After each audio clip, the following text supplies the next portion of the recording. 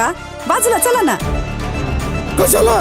ची सुरुवात मी पुन्हा एकदा एका शेरने करणार आहे, कारण की साक्षात प्राजक्ता आमोणकर आपल्या सोबत आहे. पण परंतु त्यांचं मूवी मधलं जे कॅरेक्टर आहे, it feels like that was somebody else. अरे who is she? तुमची जुळी बहीण का ती? ते ठरवलेली. सो हा शेर फक्त तुमच्यासाठी. आपकी हसीन मुस्कान ने मेरे होश उड़ा दिए. आपकी हसीन मुस्कान ने मेरे होश उड़ा दिए. मैं होश में आने ही वाली थी, आप फिर से मुस्कुरा दिए. सो ये शेर था one and only the beautiful Prajakta यांच्यासाठी.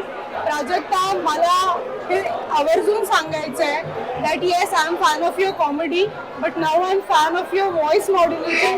You have taken everybody to another level. So सगळ्यांच्या आग्रहा खातर तो वाला सपकवाला डायलॉग झालाच पाहिजे. कुठला सपकवाला? माझं आयुष्य लई सपक आ, झालंय. माझं आयुष्य पाक त्याच्यापेक्षा तो चांगला आहे. तुमच्याकडे 1 मिनिट आहे का? बाजूला येता का दाजी? सो या दोन्ही डायलॉग बद्दल आपण बोलूच, परंतु त्याआधी मला विचारावं असं वाटेल की we have seen you in a totally different era, different category.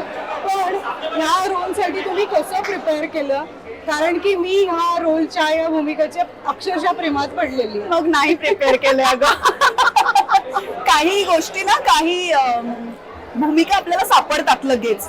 तशी ही लगेच सापडलेली भूमिका आहे. म्हणजे मला खरंच काही कष्ट करावे लागले नाहीत किंवा त्याच्या मागे काही असं नाही म्हणतात, पण काही भूमिका आपल्याला सापडतात लगेच आणि ते आनंद देऊन जातात. ही तशी भूमिका होती.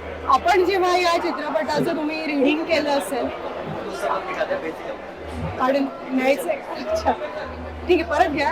आपण जेव्हा चित्रपटाचं रिडिंग केलं, नरेशन झाले, तेव्हा हीच भूमिका आपली आहे, ही तुम्ही निवड केली होती का? या भूमिकेसाठी तुमची निवड? नाही, माझी निवड झाली होती. बघा, रमेश इकडेच आहेत आणि त्यांनी ठरवलं होतं की या भूमिकेला तुम्हीच हवे आहेत. त्या पद्धतीने त्यांनी ती लिहिली होती. आणि आमचं, मी म्हटलं ना, मी मीटिंग केली आणि 1 तासाभरात आमचं सगळं ठरवून मी हा चित्रपट करते असं ठरवलं होतं. क्या बात आहे. सो प्राजक्ता मॅम, अजून एक सांगावं असं वाटेल की या भूमिकेमध्ये फन तर आहेत, परंतु एक खूप महत्वाचा मेसेज आहे. So without giving too much spoilers, आम्हाला जे प्रेक्षक ज्यांनी अजून चित्रपट पाहिला नाहीये त्यांना काहीतरी सांगा तुमच्या भूमिकेबद्दल. भूमिकेबद्दल नाही सांगणार, चित्रपटाबद्दल नक्की सांगेन की हा असा चित्रपट आहे की प्रत्येक बाई आणि पुरुष जर पाहणार आहेत त्यांना असं वाटेल, अरे मी मला बघतोय का पडद्यावर, आणि तुम्हाला मजा येणार आहे. आणि बऱ्याचदा असं होतं की नात्यांमध्ये आपण बाहेर खूप गोड गोड वागतो, पण खूप जवळच्या नात्यांमध्ये आपण नाती गृहीत धरतो. तर ती नाती गृहीत धरू नये. नाती सुद्धा रोज फुलवण्याची गोष्ट आहे. त्याला रोज वेळ दिला पाहिजे. थँक्यू म्हटलं पाहिजे, सॉरी म्हटलं पाहिजे, प्लीज म्हटलं पाहिजे, माझं तुझ्यावर प्रेम आहे म्हटलं पाहिजे. तर या रोज करायच्या गोष्टी आहेत, तर या नक्की कराव्यात. आणि काय करू नये, ह्या दोन्ही गोष्टी हा चित्रपट खूप विनोदी पद्धतीने सांगतोय. त्यामुळे ते तुमच्यापर्यंत छान पद्धतीने पोहोचणार आहे. सो आता सिरियस टॉपिक करून क्विकली आपण फन फॅक्टर कडे येऊया. समाज प्रबोधन जरूरी आहे, पण त्याचबरोबर मनोरंजन जरूरी आहे. सो हे 4 सवाल आपके लिए. पाणीपुरीचे 4 टाइप्स आहेत आपल्याकडे. एक आहे सपक पाणीपुरी. कोण आहे तुमच्या चित्रपटातली सपक पाणीपुरी? सपक नाहीये तो कोणी. कानात सांगू शकतो. हा आपल्या प्रश्नांचा प्रवास आता उत्तरार्धात पोहोचलेला आहे. पाणीपुरी हा चित्रपट मी काल पाहिला, मला प्रचंड आवडला. एका स्पेसिफिक पॉइंटवर तो एंड झाला. सो पाणीपुरी 2 ची काही तयारी आहे का तुमची? आज पाहून घेते मी, शक्यता पडतायत आणि पुढच्या इंटरव्ह्यूला सांगते.